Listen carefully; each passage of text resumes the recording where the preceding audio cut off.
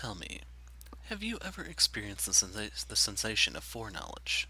騎士ではなく基地 I speak not of mere déjà vu, すでに知っている感覚 but rather the prior knowledge of a certain thing. それは五感六感に至るまでありとあらゆる感覚器官に訴えるもの A phenomenon that assaults all senses, sixth included. 例えばこの風景は見たことがある For instance, I've witnessed this scenery before. この酒は飲んだことがある I've tasted this wine before. この匂いは嗅いだことがある I've smelled this aroma before. この音楽は聞いたことがある I've heard this song before. この女は抱いたことがある I've bedded this woman before. そしてこの感情は前にも抱いたことがある And of course, these feelings have stirred my soul before. 錯覚脳の五認識が時に生み出すなかなか風情ある一種の錯覚 A delusion, an elusive kind of illusion that springs to life as the brain errs. あなたはそれを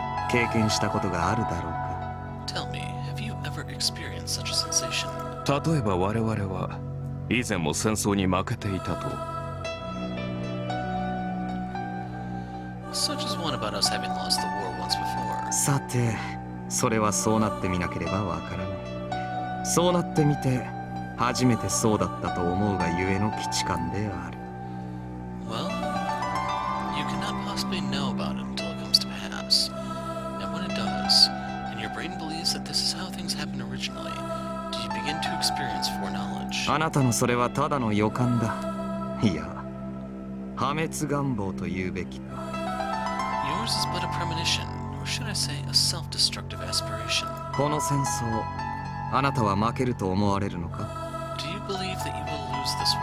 ああ負けるだろう I do. Of course I do. なぜそう思われる獣どもあなたはゲシュタポを掌握し総統閣下の真熱き身破竹の勢いで勝利を続ける我が軍の勇姿を知らぬわけではありますまい And why do you believe that to be the case, my beastly companion? You, a loyal follower to His Excellency the Fuhrer, and commander of the Gestapo.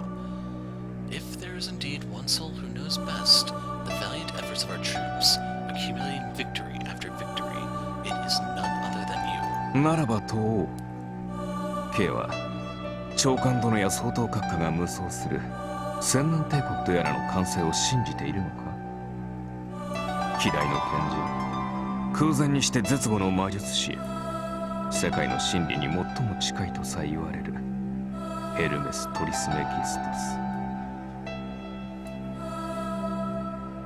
Okay, so he said something quite a bit different there, but okay.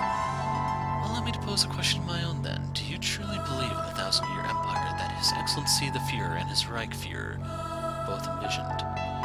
How do you answer Hermes Trismegistus? My dear elusive sorcerer, you the exquisite magus, who was whispered to be a mere step away from discovering the divine truth behind the very construct of the universe. K ほどの男があのような愚か者どもの絵図を肯定するか Would a man of 私はそう思わない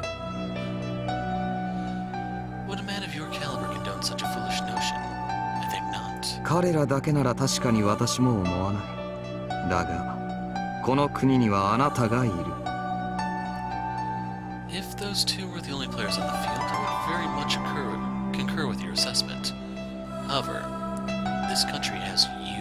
それを手にした者は必ず世界を支配すると言われた運命の槍の正統後継者黄金の獣破壊の君あなたがここにいる以上敗北などありえない The Golden Beast, the monarch of destruction, de jure successor to the Lance of Fate. Said to grant its wielder the prowess to lord over this universe. As long as you exist here, even the thought of defeat is but folly of the highest order. だが彼らは私を殺すつもりだ Yet they are after my life. ほう Oh,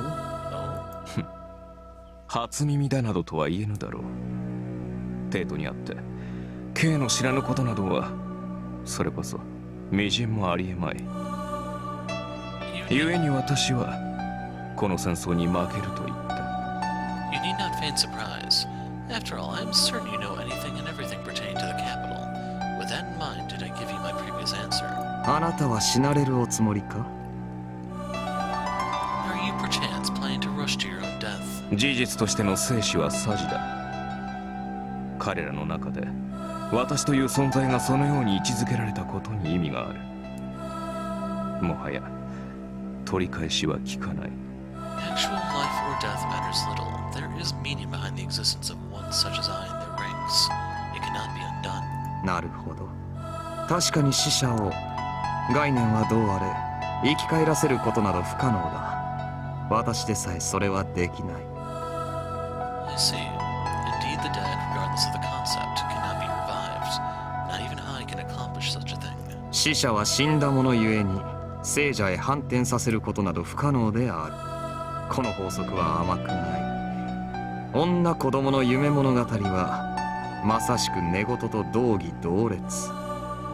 The fallen, by very definition, are dead, and so they cannot be restored to life. 'Tis the bitter law of the universe. The fairy tales of the young and fair are utter nonsense, nothing more. 故に法則を曲げたければ夢物語を排除せよ。K の持論だったかな。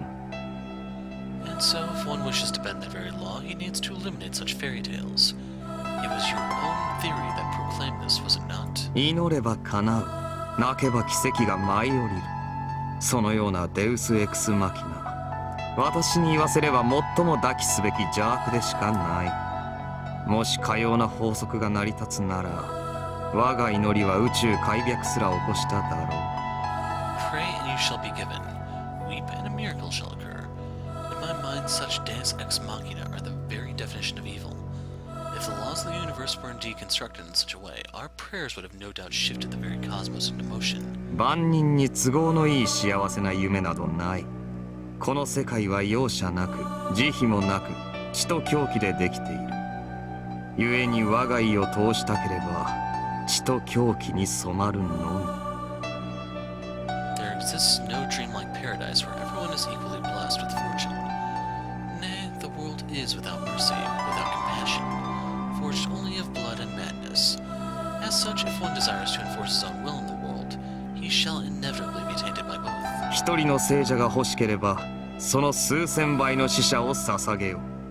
If one wishes to save a single life, 1,000 corpses must be offered up in its stead. 破壊より再生の方が難しい。誰しも何かを奪い合う世界においてはそれもまた真理の一つ。しかしいささか話がそれたか。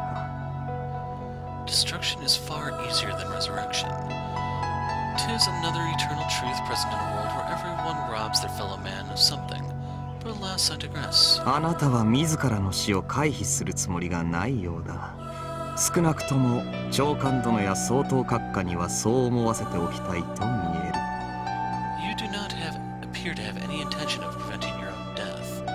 Or at the very least, you wish His Excellency the Führer and the Reichsführer to believe so. メメントモリ。座右の銘でな。人はいつか死ぬということを忘れてはならない。死は重い。 And this guy's starting to piss me off. Memento mori proclaims the well-known saying, we must never once forget our eventual end. Death weighs heavy upon man's soul. だがそれゆえにあなたは生死を超越するにふさわしい。 And yet that very fact makes you the perfect soul to transcend life and death. 超越は K のルーンだったろう。私が司るのは破壊のみだ。 Transcendence was your rune, as I recall. All I command is destruction. 法則を破壊するから超越できる。前言を修正しよう。破壊は再生よりもたやすいが、再生よりも意義がある。いや、 Destroying the very laws of the universe allows one to transcend it. I see. Allow me to amend my prior statement then. Destruction may be far simpler than resurrection, but it holds more significance. Nay. 元に戻す必要などそもそもない。 There had never been a need to return to the original state to begin with. どういう意味かな。 Pray explain yourself. 繰り返すということは存外に苦痛であるという意味だ、獣殿。例えばそう、あなたといえども幼年期はあっただろう。I merely meant that repetition was an agonizing process, my beastly companion. For instance, indeed, you yourself had a childhood to call your own, am I correct? その自分、一日がとても長く感じられはしなかったか？一年とは永遠と同義に値するものではなかったか？ When you were of that age, did a single day not feel frightfully long? And to go further, a whole year like an eternity. 確かに子供であったなら世界は未知で溢れている。知らぬことが多い以上、学ぶべきことが膨大である以上、時はゆっくりと流れるだろう。 Aye, a child's world is filled with the unknown, offering a sea of things not known, and a vast amount of information yet to be learned. In such a state, time does indeed trickle along gently, like sand in an hourglass. しかり、まさしくその通り。すなわち人の一生とは、未知のものを学び、基地のものへと変える作業に他ならない。Indeed, it is as you say. In other words, man's life is a journey of studying the unknown in order to transform it into the known. それがゆえにこう思う。毎夜毎夜同じ説教を繰り返す父、同じ料理を与える母、同じ笑顔しか浮かべぬ隣人、同じ声で泣く小鳥、同じ匂いしかしない家。 And so this is how I see it. The father that repeats night after night the very same moral lecture. The mother that prepares the very same meals day after day. The good neighbor whose smile beams the same way again and again. The bird that only ever sings the same old tune. The household with an ever unchanging scent. 究極、同じようにしか沈まぬ太陽。 And to bring the example to its extreme, a sun that knows but one way to sink below the horizon. はあ、なんとつまらない。世界はこんなにも退屈だ。 How dull. The world truly is a place of such tedium. これを老いと人は言う。 'Tis what man calls aging. 一歩一歩着実に死へと向かっていく強行 A steady march towards one's own grave. 軍。だがそれでも年月とともに減っていくとはいうものの、未知を経験できるだけ幸せだ。生きているのだから人は。 And yet, despite growing ever paler with each passing year, mankind does find happiness in being able to experience the unknown. Indeed, for that is what it means to be alive. つまり K は未知を経験できない者は生きていないと。 And so, one such as yourself, unable to experience the unknown, is in fact not alive at all. 仮に、もし仮に生まれた時から未知を排除された存在がいたとする。 Suppose, for argument's sake, if you would, that there existed a being from which the very concept of the unknown was removed from birth. 基地感。 The sensation of foreknowledge. 彼の性はすでに知っている世界ですでに知っている出来事だけを繰り返し繰り返し見せられるのみ。 His life consists merely of repeating and repeating things already known, in a world already known. なんという地獄の苦しみであることか。 Can you envision a fate more hellish than that? 始まりから生きていないのだから死ぬこともできない。 Granted no life to begin with, and consequently denied death. いいな、死ねない。 Nay, he cannot die at all. 私はこの世界に生まれたという証が欲しい。 What I long for is proof that I was born into this world. 苦しいほどに未知が欲しい。 How I desire the kiss of the unknown, maddeningly so. 私はあなたにこの世界の残虐なる秘密を享受しようとしている。 I shall instruct you in the endlessly cruel mysteries of this universe. それを聞く勇気は終わりか。あなた以外の誰にも話そうとしなかった真理に最も近いとやらいう秘密を。 Are you brave enough to hear my words, words I have spoken to none other in my life? To have a glimpse at secrets holding the divine truths that command the very construct of this universe. 答える前に一つ。なぜ K はそれを私にだけ明かそうとする。 Allow me a question before I answer. Why would you grant me, and only me, access to such knowledge? 私があなたを畏敬申し上げているからだ、獣殿。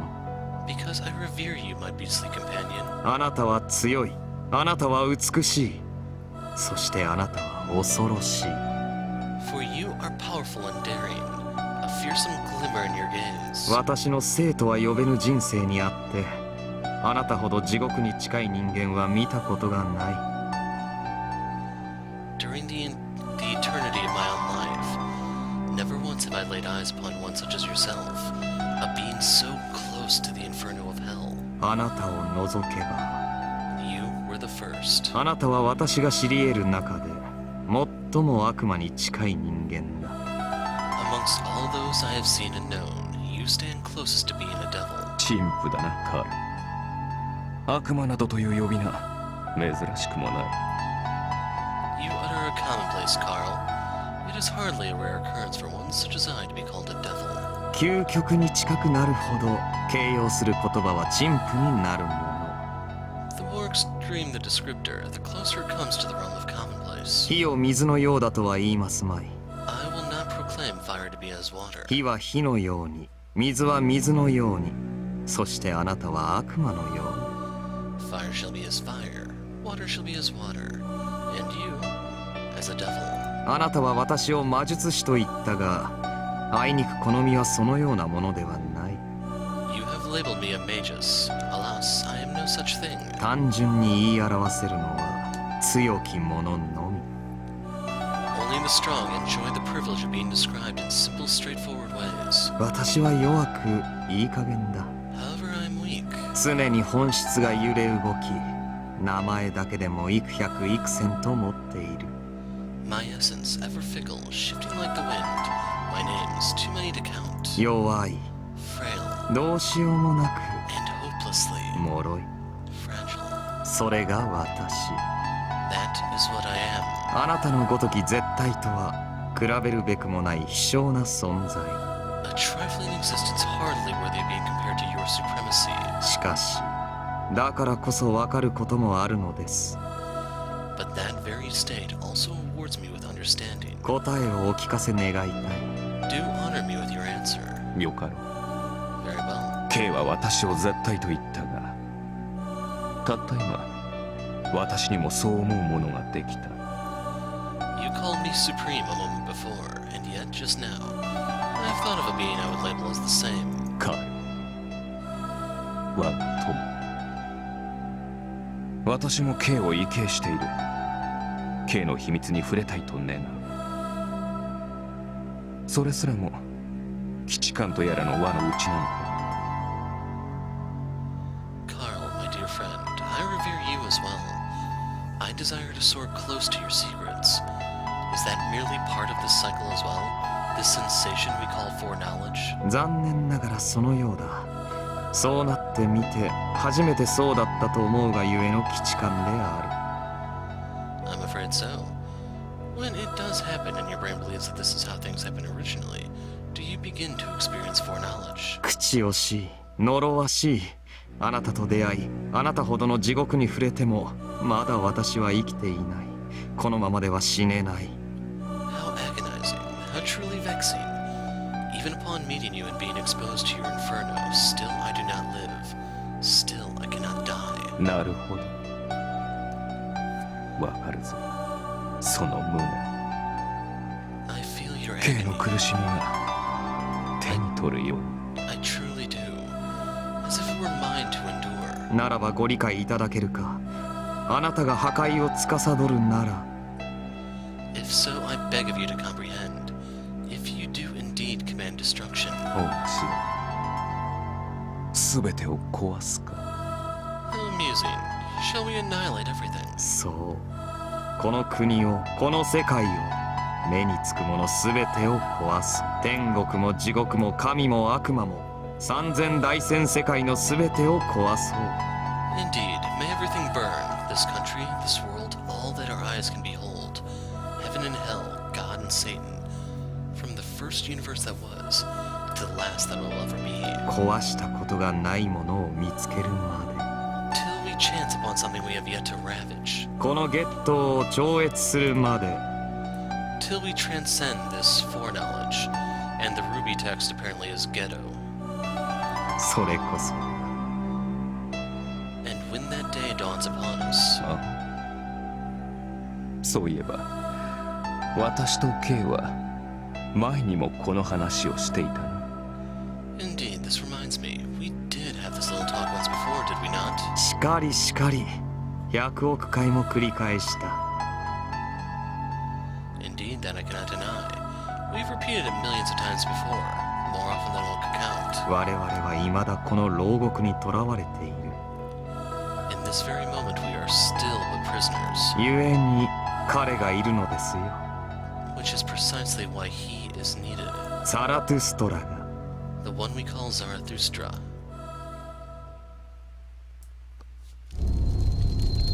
Chapter 2, Xenophobia.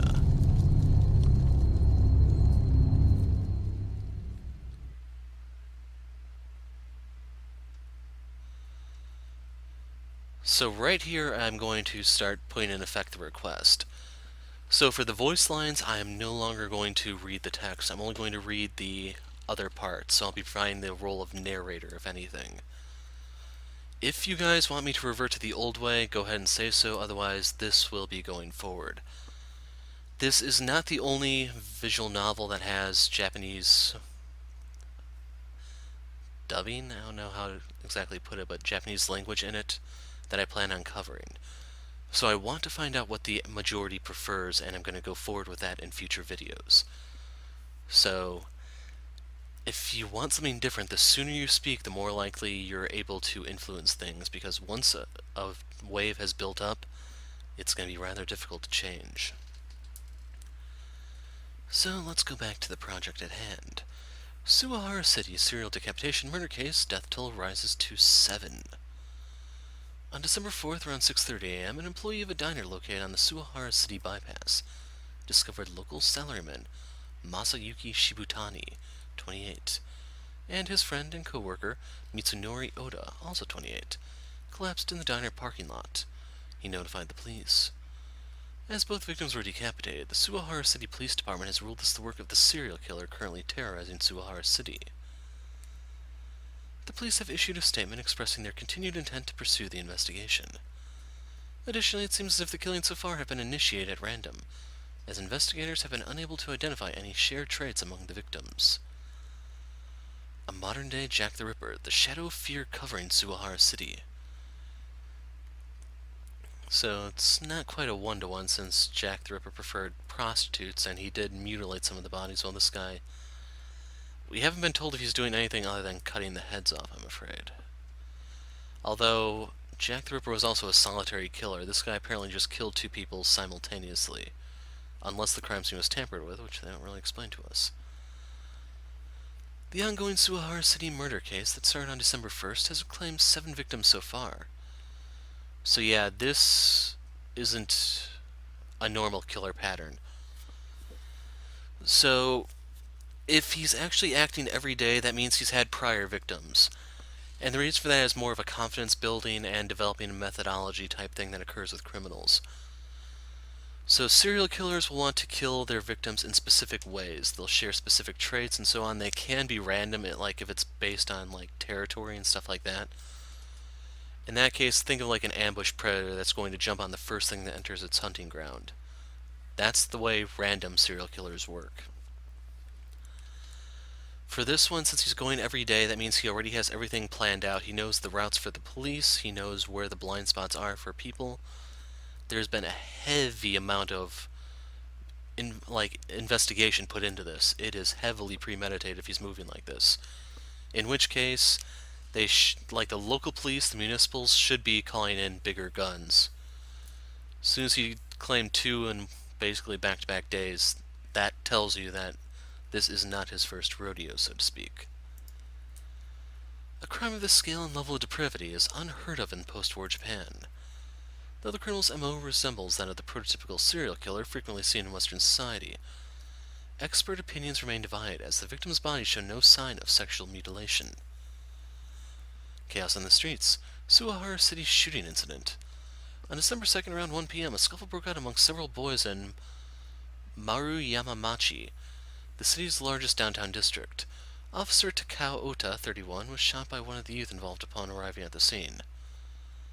So, I don't remember what Maru means, but Yama is mountain, Machi is city, so that Like, it's described as a district, which has me a little confused. Officer Oda survived the incident, but is currently hospitalized. Criminal acts by juveniles have been on the rise in Suwahara City over the past few months. It would behoove the police to investigate the weapon employed in this incident and its means of acquisition. So going back to that real quick, if you don't understand the whole means of acquisition, guns are supposed to be illegal in Japan, only the police are going to have them, and the gun itself is actually tethered to the cop it's issued to. So, for them to get that gun, it's a very, very limited number of places it could be acquired, and it's potentially much easier to track. It didn't take me long to get my fill of news for the day.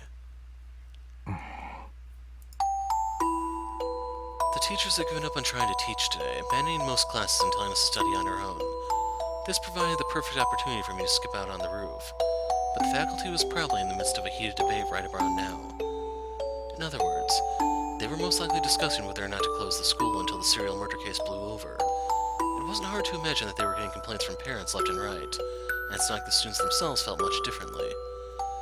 Today we were looking at less than a 70% attendance rate. We were past the point where you could just ignore things and carry teaching classes. And of course, none of the students actually attending were interested in the whole self-study idea. The classrooms were little more than an offline stage for the sort of debates people were having about the subject on message boards.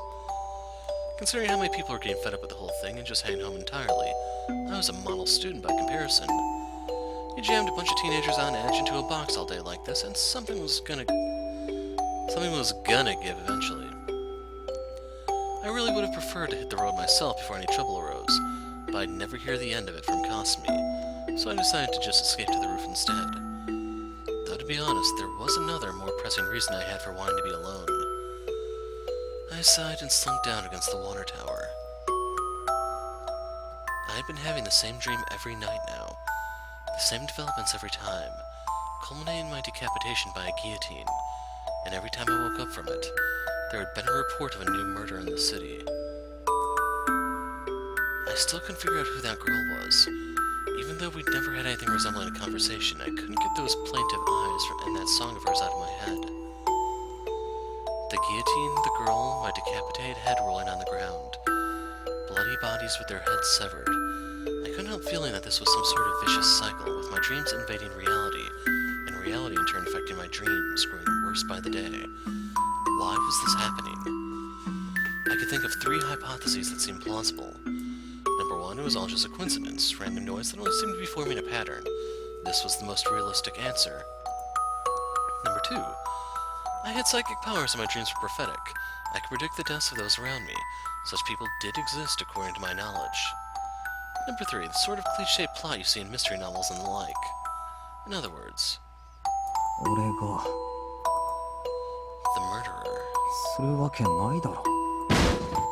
I banged my head against the water tower in an attempt to stave off that line of thought. Murder was, by definition, a destructive act.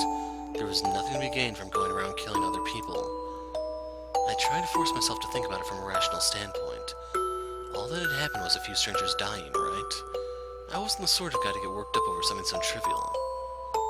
My thoughts threatened to get away from me and spiral into an endless pit unless I kept repeating that with enough conviction to piss even myself off. I couldn't afford to be concerned with the morality of my outlook on the situation. Continuing to fret about things would just dig me a deeper hole. If I wanted to convince myself that I was a normal person, that ignoring all this shit was my best course of action. Not that a normal person would react like that to the current situation, of course. Suddenly the bell rang, interrupting my little reverie. It seemed that 4th period had already ended. If the faculty ended up deciding to close the school after all, the day's classes would likely end now. There would probably be a school-wide broadcast soon enough. Sure enough, a voice emerged from the intercom about 5 minutes later. The contents of the broadcast, however, were not what I had expected. I couldn't believe my ears at first, but I supposed it was an understandable position. Adults really had it rough. Another 5 minutes passed. I lay down on the ground and stretched out. やっぱりここにいたよ。 Much like the school broadcast, I had expected this to occur, but not to play out exactly in the way it did. あのさ、私前々から思ってたんだけど、あんた学校嫌いでしょ。And I may as well if you want to see up their skirts. There you go. Kasumi stared down at me with an exasperated look on her face. 藤井君が嫌いなのは面倒なこと小言とかそういうの全般。 What got me was that Himuro was there with her, her tongue as pointed as ever. I looked up at the two of them scratching my head. Well then, 青白あ、見えてるぞ角度的に。おう。 I zoomed in with my phone's camera, driven by a sense of duty. エッチ。何してんのよこのド変態。 Himuro had the ladylike decency to conceal herself, but Kasumi gave me an even more of an eyeful as she launched a kick directly at my face, which I dodged neatly. 寝てるやつの前で仁王立ちなんかする方が悪いんだよ。だからってあんた。 She kept mumbling unintelligibly.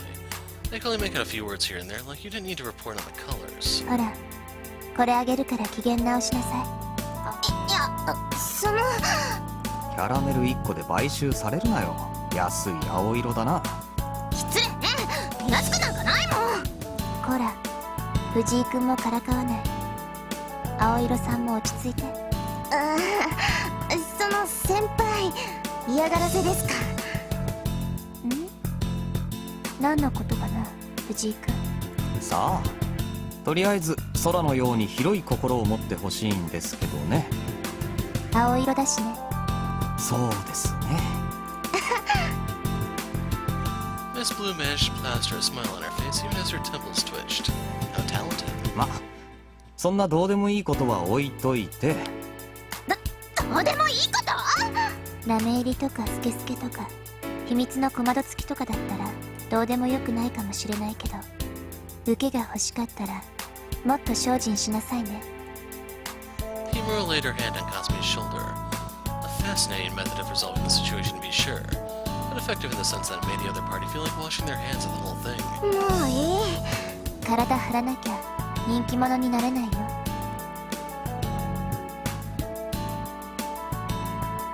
もういい。なんだか疲れてきた。なんで私がパンツの種類で人気取らなきゃならないんですか。あとそこの盗撮魔、今すぐデータを抹消しなさい。怖いね。おっかないですね。もうなんなのよこいつら。 I could see this only end up going in circles, so I decided to let Kasumi off the hook for now. After that, Kasumi confiscated my phone and deleted all the data on it in a record 2 to 3 minutes. さっきの放送休校はないって言ってたけど。 I couldn't imagine the students were too pleased with the broadcast earlier. That was probably the reason why Kasumi and Himuro came up here looking for me too. まさか一緒に講義しに行こうとか言わないよな。あ、ないわよ。先生がそう決めたんだし、反抗なんかしませんです。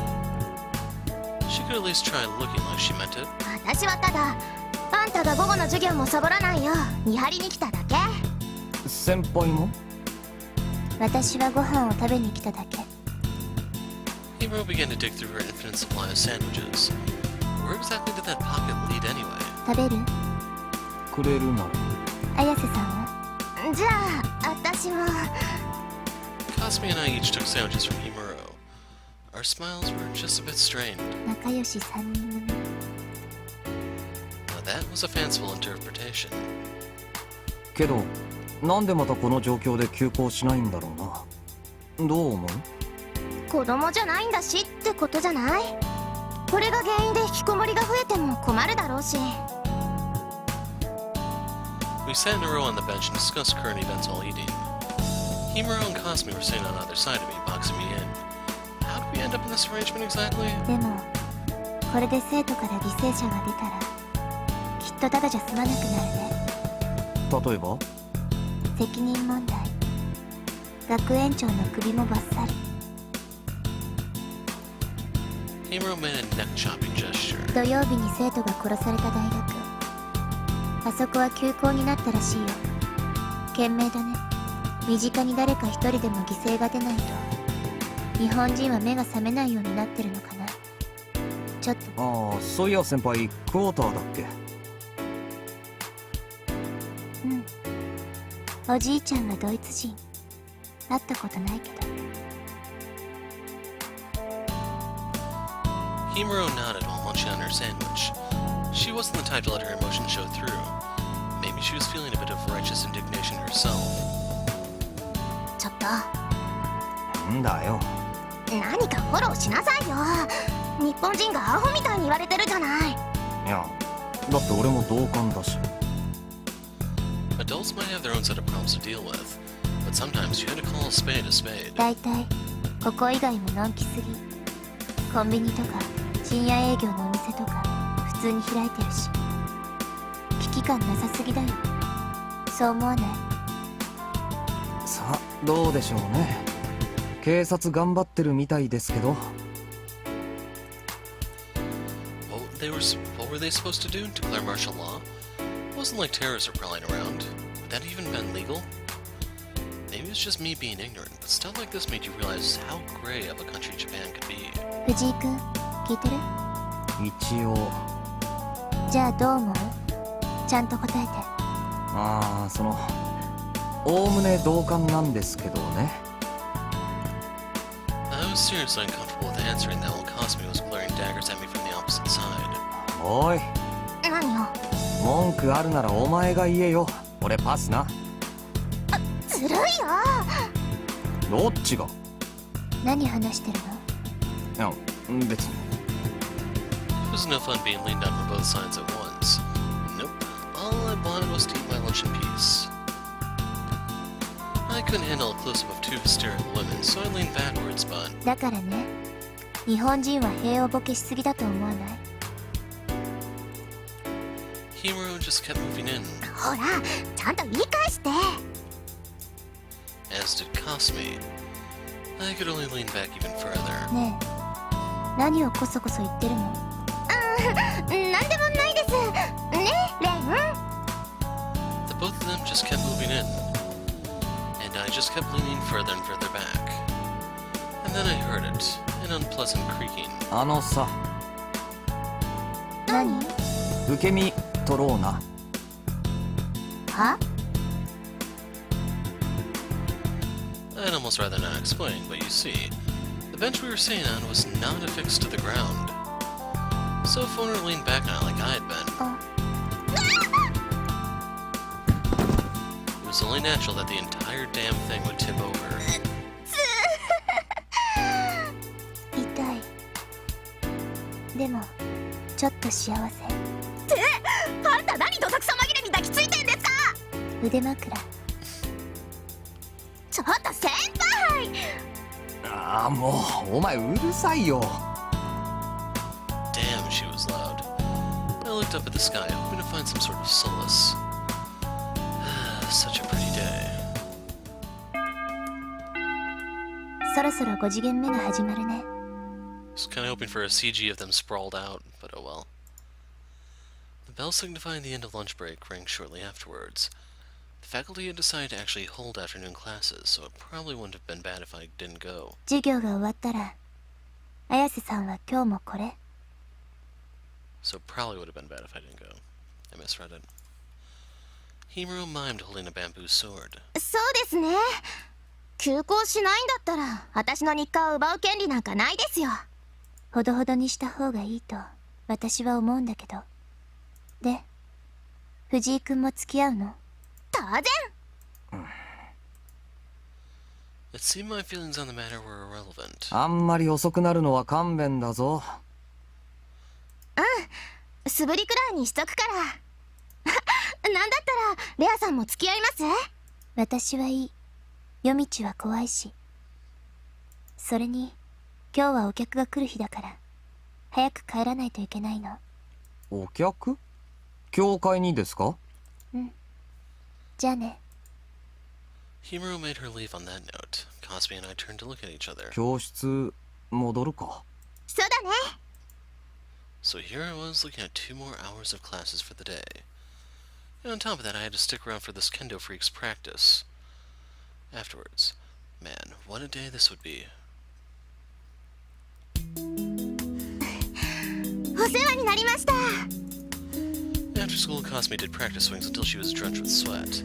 No mean feat given the temperature. As she left, she made sure to give her thanks to the dojo as usual. I couldn't help but be impressed that she could keep this routine up day after day. お前飽きたりしないわけ？飽きないよ。楽しいもん。Huh. Shrugging, I handed her a chilled canned coffee.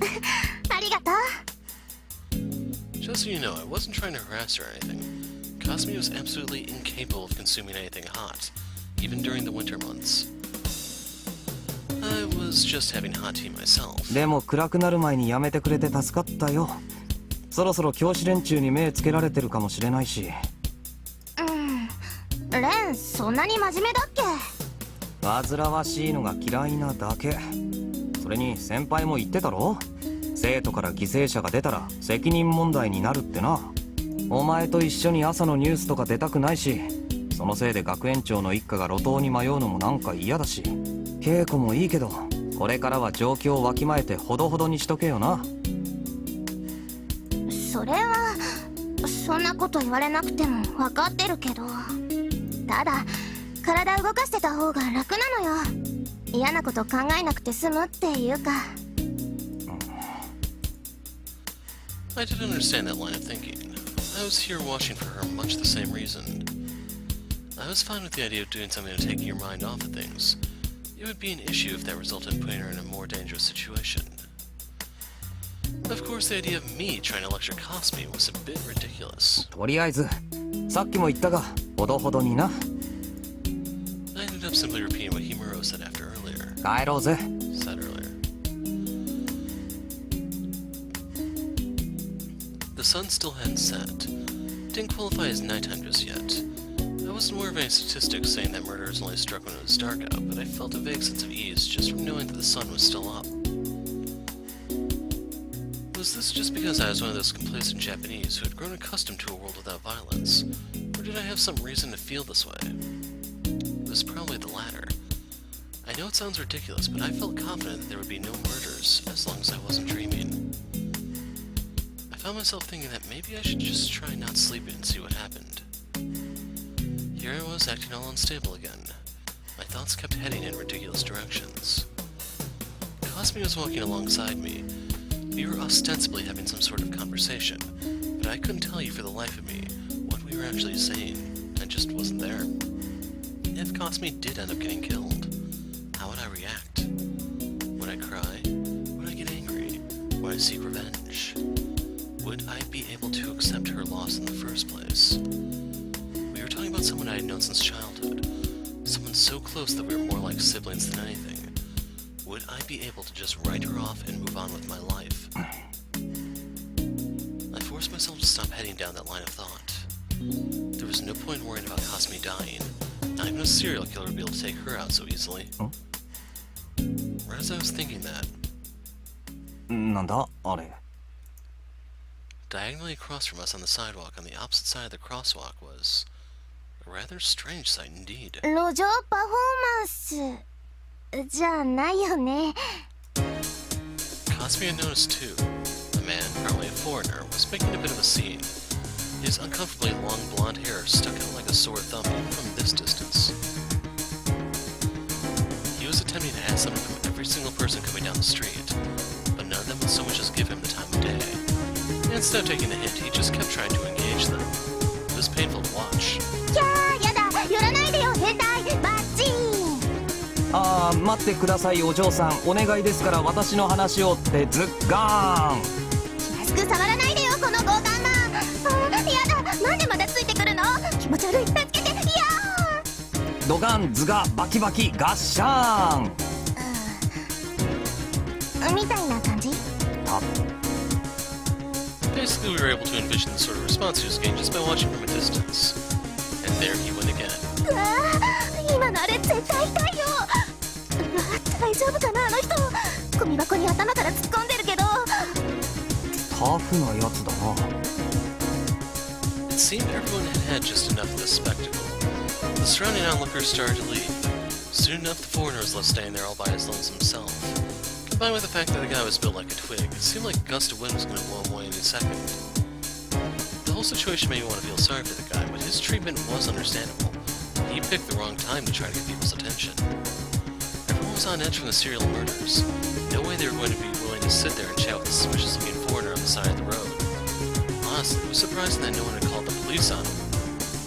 Who knows what he wanted to accomplish, but it clearly wasn't happening. His best option was to get out of here before the cops did show up. Hey, mister! Hold your goddamn horses. Come on! じゃあ、失礼。ねえ、英語で敬語っていうか、丁寧語ってどうするの？知るかよ。てかお前何やってんだよ。何って、あの人かわいそうじゃない。それに、このままじゃ日本人が嫌われちゃうよ。またそれかよ。So I should chime in real quick. This is a problem we don't really have here in the US. I mean, everyone hates us for the plethora of things we do, so one little thing like this, that's nothing. That's a drop in the bucket. Why was she so worried about our pride as a people or whatever? Last time I checked, Cosme hadn't been appointed the sole ambassador of the Japanese nation. Hey! Come here! Whatever, I was done trying to babysit her. He must have heard Cosme's love call because the foreigner straightened up and began looking around the area. Our eyes met. おい、大丈夫かあの外国人。He started staggering our way, his feet unsteady but his path certain. He must have failed to take notice of the crosswalk and traffic lights as he cut right across the street driver. Right across the street. I think there's supposed to be a comma here. As he cut right across the street, drivers were honking and cursing at him the entire way. This guy didn't seem to be the sharpest tool in the shed. I was prepared to grab Cosme's arm and run and things got sketchy. The blonde foreigner had finally made his way over to us. The guy was huge.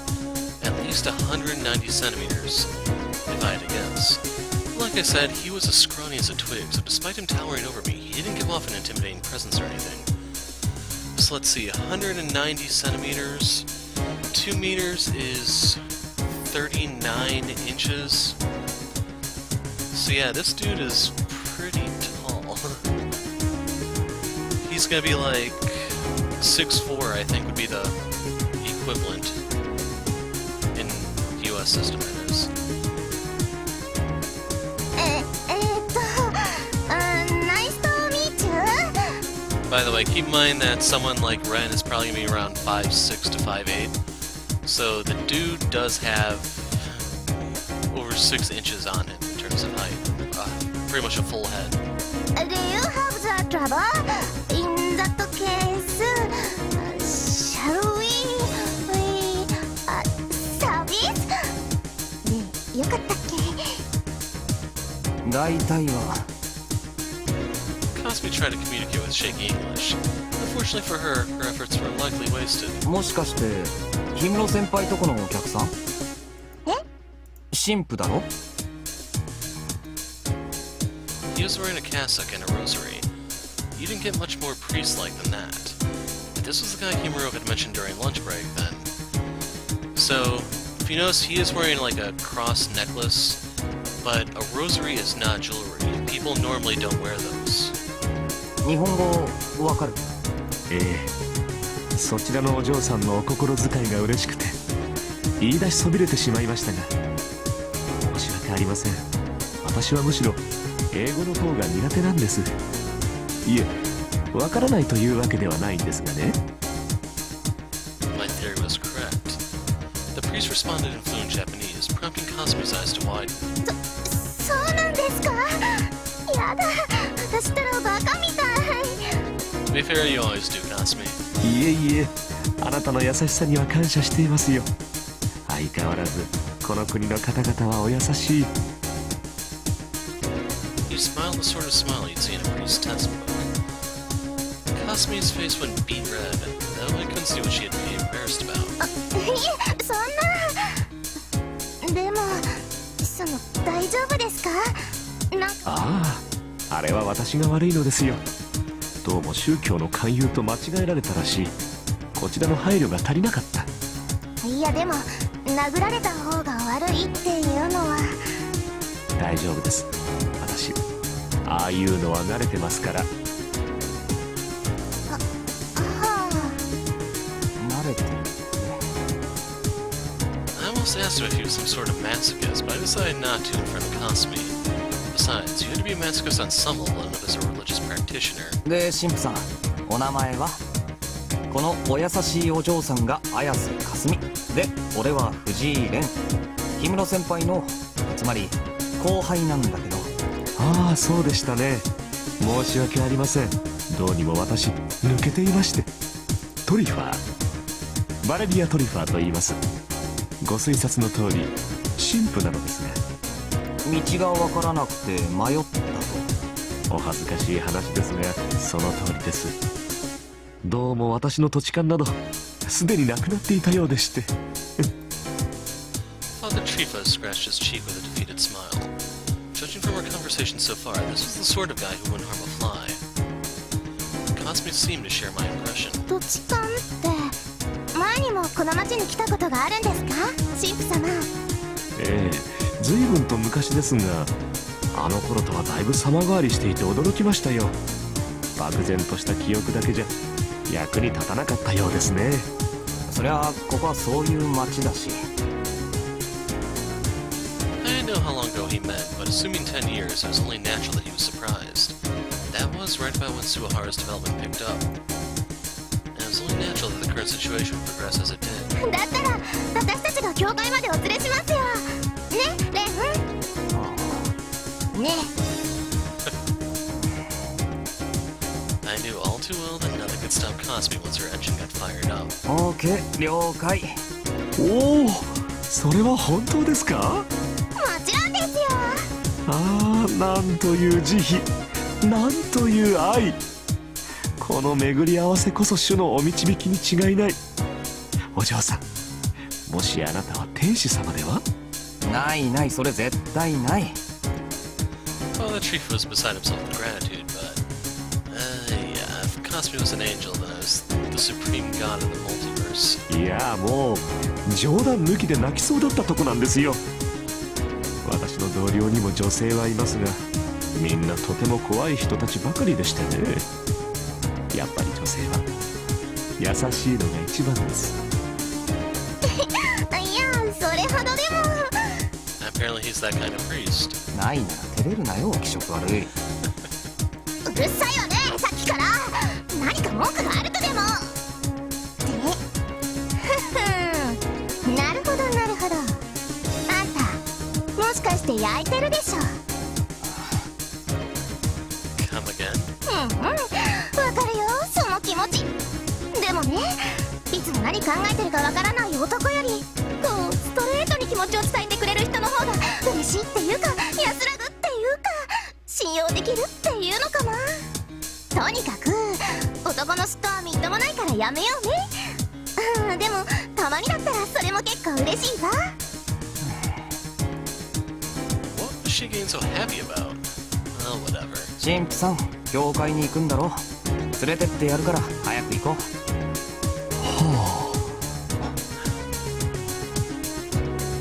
I'll replay that line for you. I mean, mouse. はあ、ですがそちらはよろしいんでしょうか？ Next to me, Cosme, smiling from ear to ear, persisted with her nonsense. As I couldn't even understand 10% of what she was saying, I concluded it had been some sort of alien language. たまに電波受信する病気なんだよ。放置してればすぐ治るから気にしないでさっさと行こ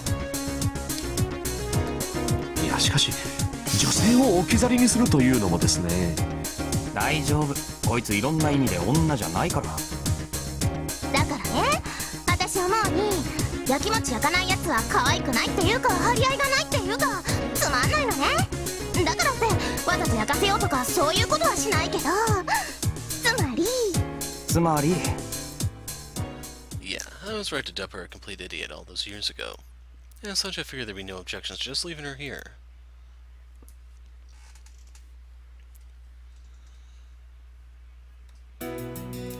Either way, after all that, we ended up heading towards the church. Incidentally, Cosme was so pissed at being left behind that she shot a nigh unbearable torrent of complaints at me, but the conversation was annoying, so its details hardly mattered. More importantly, while Father Trifa did seem a bit too laid back, the meek atmosphere exuding from this whole being was truly befitting of a priest. He was the kind of person you couldn't help but want to tease, but also the type that women and children were easily fond of. Though he seemed irresolute to guys like me, it was probably not enough to come off as unpleasant. With his well-ordained but not excessively gaudy appearance, meek tone, and somewhat unreliable impression, the image was perfect. Had it not been for the recent serial killings, he would have been treated much better. I wouldn't say we were close or anything, but I could sense a natural kind of virtue from him. In other words, to be frank, I had a decent enough impression of the man despite having just met him. It was rare for me to say that so bluntly. Considering how even I was feeling that way, Cosme seemed to have taken a liking to him as well, naturally. It then hit me that the depression we were feeling up until we met the priest had long since dispersed. He managed to get rid of the pressure in my heart without any confessions or sermons, so he must have been quite the clergyman. While I busied myself with such thoughts, occasionally stealing a glance or two at the priest, we ended up arriving at our destination. ここでいいんでしょ？ This was the only church in town. I didn't really know its official name, but Himuro lived here. レアさんいるかな？そりゃいるだろう。お客が来るから早く帰るとか言ってたし。神父さんは先輩の身内なんだろ？身内というほどでもないですが、少なくとも私は彼女テレジアのことをよく知っていますよ。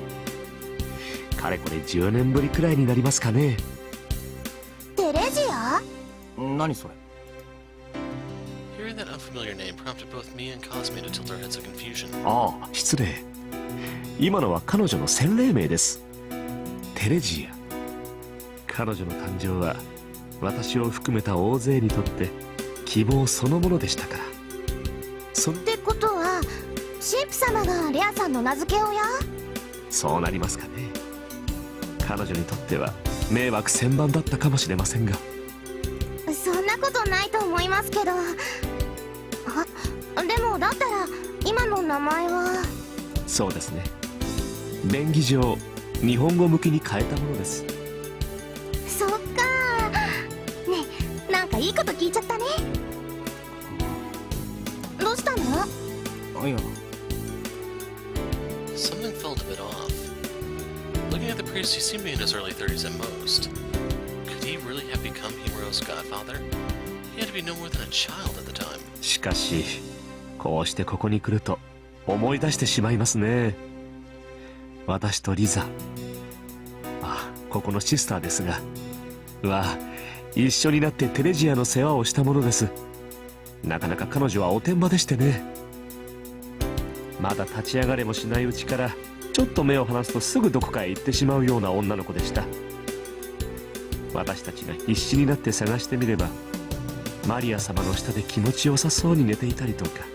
そうなんですか。なんか想像できないですね。おお、だったら今のテレジアは立派な女性になったんでしょうね。そのあたりどうなんですか、藤井さん。Cosme and the priest continued talking cheerfully, not paying the slightest attention to my puzzled look. まさかグレて悪い子になっちゃったりしたってことは。Well, she is quite the bad apple. いえ、そんなことはないですから。ちょっとあんた、神父様を不安にさせちゃダメじゃない。I got scolded. Well, he did look like a worrywart. In that case, maybe he was older than he looked. Foreigners' ages were hard to tell from a glance anyway. ちょっと変わってるっちゃ変わってるけど、いい人ですよ。面白い。あれで結構コアなファンとかついてるみたいで。そうなの？そうだよ。I sincerely hope Cosme realized that acting surprised only made it sound like a lie. 一応人気者の部類には入るんじゃないかと。だから心配しなくても大丈夫。いや、むしろ心配するだけ無駄みたいな。そうですか。それを聞いて安心しました。恥ずかしながら彼女には親にも似た感情を持っているものでしてね。きっと将来は美人さんになるだろうと信じて疑いませんでしたが、いや、そうですかそうですか。まあ有名なのは確かだけど。Famous. Yes, the quarter German, 3/4 Japanese girl with a few screws loose who lived in a church. Though even though the most moderate people would have agreed that she qualified as a なあ、 beauty, 表ミス。 she she could probably receive the title of the true Miss Tsukino Sawa on that aspect alone.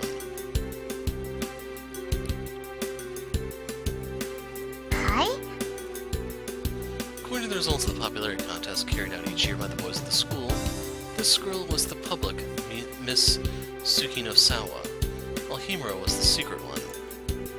Personally, I thought they all needed glasses, but none of that really mattered now. とにかくここまで来たんだし、話し込んでないでさっさと中に入ろうぜ。愛しのテレジアに早く会いたいだろ、神父さんも。ええ、それはもう当然です。まだ幼かった彼女を残してここを去るとき、身も世もなく泣かれましてね。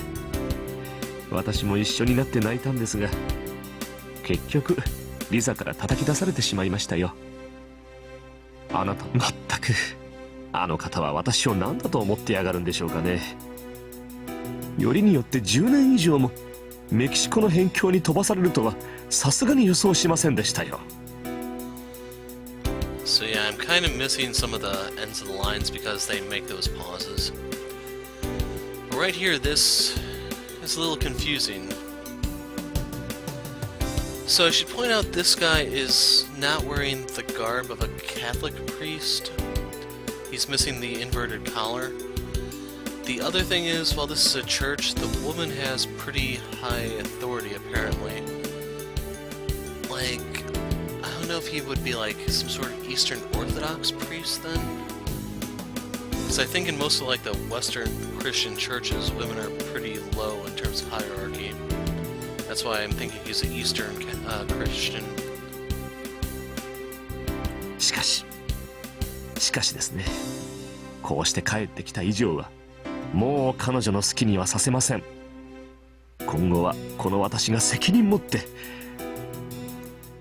テレジアをお風呂に入れてあげましょうとか、どうせそんなことを考えていらっしゃるんでしょう、あなたは。もちろんですって。A female voice interrupted Father Chief out of nowhere, prompting the priest to completely freeze up. おかえりなさい、神父バレリア。相変わらず愉快なお話を熱造するのがお好きですね。なかなか楽しませていただきましたよ。いや、So